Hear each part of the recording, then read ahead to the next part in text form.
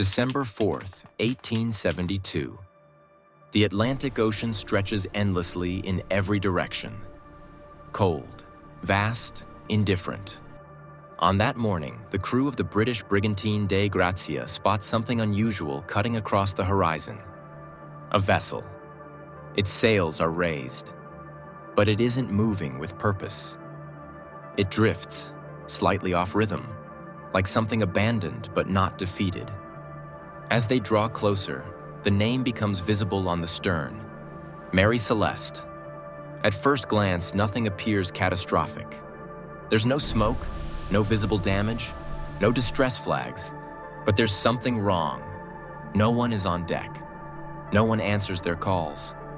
Only wind, only water, only silence.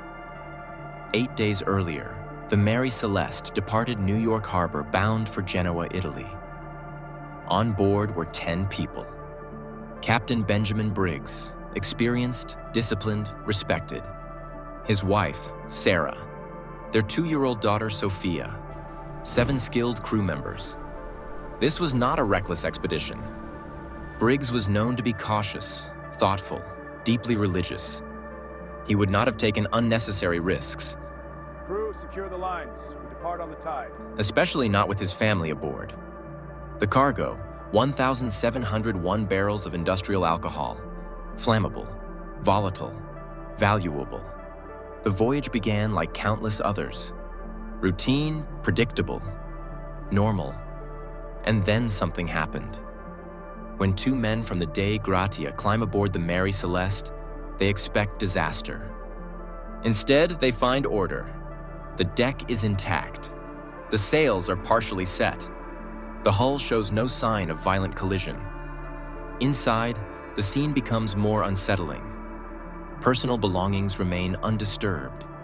Clothes neatly folded, cooking utensils in place. Food supplies sufficient. There is no evidence of struggle, no blood, no weapons drawn.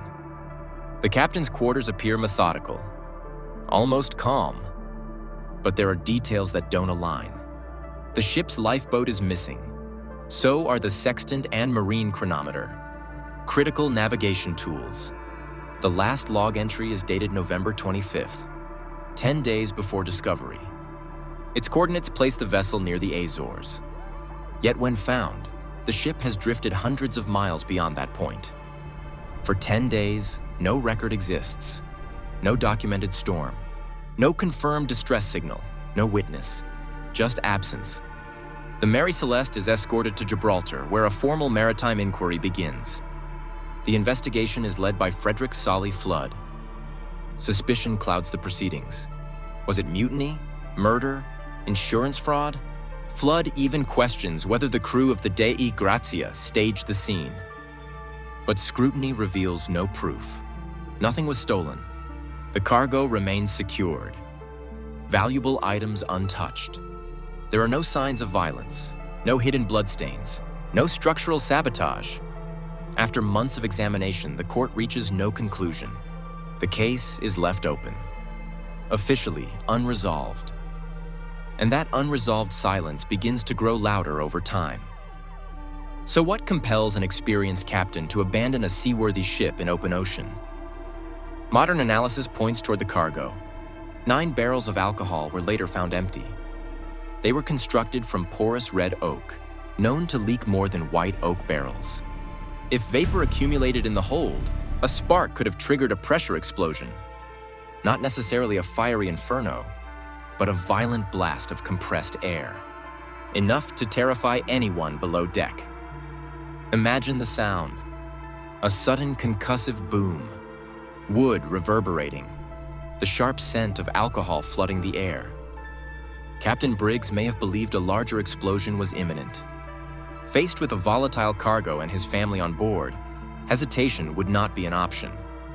He could have ordered a temporary evacuation, a controlled one, board the lifeboat, tether it to the main ship, wait at a safe distance, return once the threat passed. It is a rational decision, measured, prudent, until the ocean intervenes. A gust of wind, a shift in current, a rope strained beyond tolerance. and in one irreversible moment. The line snaps.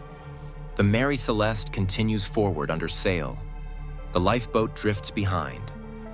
Smaller, slower, exposed.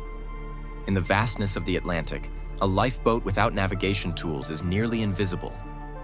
If this scenario unfolded, survival odds would have been minimal. No confirmed trace of that lifeboat has ever surfaced. No remains identified. The ocean kept what it was given. Over time, theories multiplied. Pirates, but no valuables were taken. Sea monsters, but no damage supports it. The Bermuda Triangle, though the ship was nowhere near it. Supernatural forces, alien intervention. The human mind resists unanswered questions. It fills silence with imagination. But the historical record offers something more chilling.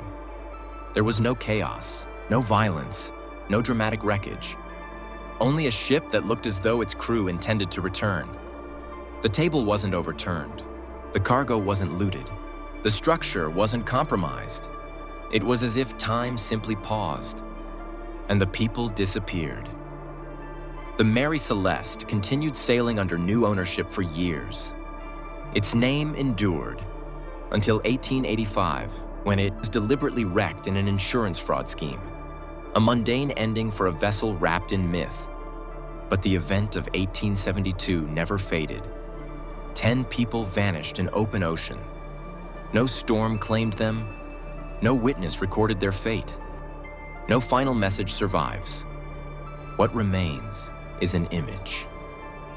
A wooden ship cutting silently through gray Atlantic water. No footsteps on deck, no voices below. Only wind filling empty sails. More than 150 years later, maritime historians still debate the precise sequence of events. Perhaps we will never know. And maybe that is why this story endures.